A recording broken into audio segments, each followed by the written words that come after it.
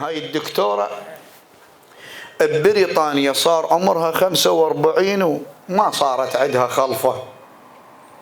هاي أول عام، كل عام والله ما صارت عندها خلفة، فصار خلاف عائلي بينها وبين زوجها. تعرف إذا ماكو خلفة المرأة استقرارها الذرية مش عبالك بس عندنا بعشايرنا، لا وين ما كان. فهي باوع موظفة وتشوف الناس اللي وياها من العراق مهجرينك وكذاك وسكن هناك مجلسين. قالت لهم هذا أبو قبة اللي انتم سيل أسود تروحون له شنو هذا؟ قالوا لها هذا الحسين. لطيف. قالت لهم الحسين يعطيكم شنو؟ يعني من تروحون مثلا يعطيكم وتردون؟ قالوا لها ايه شو يعطيكم؟ يقضي حوائج. يا اهل قضت حاجته. قالوا لها طبي. من اللي قضى حاجته الامام الحسين؟ طبي على يوم.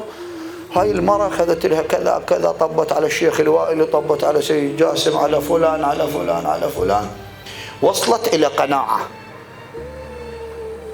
فيزت واجت الكربلاء بالمطار مال النجف. ابو التاكسي قالت له اكو واحد يسمونه حسين عندكم؟ قال ابويا ايش اكثر الحسينات عندنا. ظل بس انت خصصي حسين يا ابو. قالت له ابو علي. قال هم هو. قالت له لا هذا ابو قبة الصفراء. قالها قولي الامام الحسين.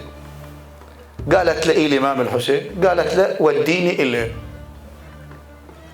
وصلت ببابه قالت له انا مو من المذهب مالك ولا ابكي عليك واصلا ما اعرفك، بس اكو شيء بداخل قلبي قال لي روحي وارد اتبعه. انا من النوع اللي احب اتطلع، انا ما عندي ذريه. اذا انت صدق موجود بداخل هذا الضريح مالك وتقضي حوائج الناس، انا اريد ولد واريد الولد جميل، واذا طلع وصار الولد اسميه على اسمك، واذا صدق صار عندي أنا أترك المذهب مالي وأجي يمك هنا. راحت هاي المرأة، ردت العلاقة الزوجية ما أدري شلون، تمرضت. طالت مدة المرض 4 أشهر. تاخذ مو مثلنا إذا راسه يوجع يروح يجيب له علاقة. إحنا مشكلة علاقة. المضمدين ربعنا يصفطون علينا في مالنا. شو نسوي والله؟ علاقه، حبوب راس، حبوب دوخه، حبوب بلاعيم، حبوب مدري شنو وكذا وكذا وصفط. ذاك لو تقتل روحك يعطيك نص حبايه ام ال 250 مال راس. تقتل روحك بالقليل.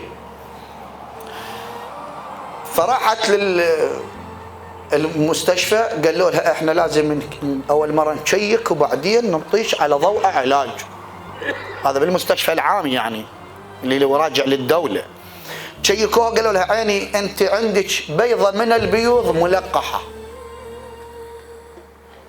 بيضه عندك من البيوض بالرحم مالك ملقحه، فلازم تنتظرين على هذا وضعك ومرضك 15 يوم حتى نعرف التلقيح هذا هو جنين لو تشابه. صار عندي المرأة واهس. ردت لها ظلت 15 يوم. ردت الدكتور اللي نفسه هو سولف وياها قال لها عيني انت عندك حمل، هاي بيضة ملقحة عندك وعندك حمل وعليك ان تمسكي نفسك وان تكون عملك كله بعد ضمن قواعد وطعامك ضمن قواعد واسس لما يثبت الحمل مالك. عدت ايامها جابت ولد. يقول لك الولد هذا كأنه فلقة قمر، كلش جميل. من جابت الولد ابوه قال احنا صار هو ما مخلفين لازم احلل الدي ان اي. حلل الدي ان اي طلع من صلبه. انقفلت هاي الوضعيه منه. اجى للاسم قال لها احنا هاي الاسماء اصلا عندنا محرمه بالمذهب مالنا وما يجوز لنا، والا يطلعونا احنا يجردونا من الوظيفه والعمل والشقه السكن مالتنا وكذا. ما ترى. قالت له انا رحت لي للعراق وطلبت منه وزامطته وقلت له وحده بوحده، عاجبك 100 هلا، ما عاجبك. طبعا هي شنو؟